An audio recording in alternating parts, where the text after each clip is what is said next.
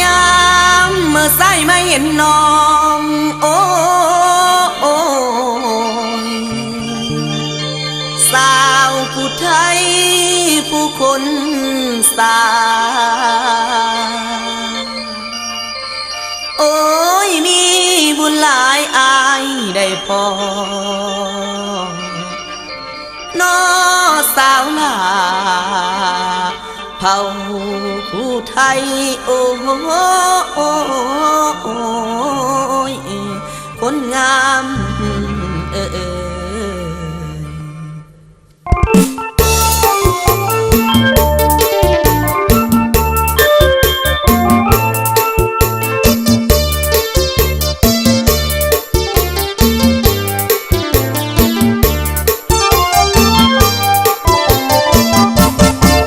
เป็นบุญตาหรือวาสนาปานก่อนได้พ่องามงอนละสาวเผ่าผู้ไทยสาวนาทมดงนางามวังไห้น้องงามถึงใจแต่สาวบ้านนามนบ้านกุดหินสมพงหังน้อยคิดพอจ้อยผู้สาวดงไว้ดินในวันหนึ่งไอ้นี่ได้ยินเสียงของยุพินถามว่าไปสิเลิก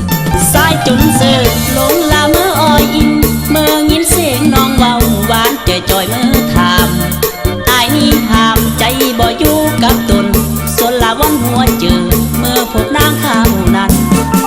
สาวดงธาดานากดจานก็งามนิดเมื่อได้มาเห็นไอ้บ่อยากจากลาในหัวใจไอ้สุดปรารถนาโอ้นวลแก้วตาขอน้องอย่าลายใจสาวนาย้อนน้องได้เคยบอก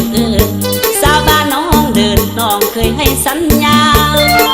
สาวนาปอดบ้านเบียงเคยมาสุดปรารถนาสาวผู้ไทยใจ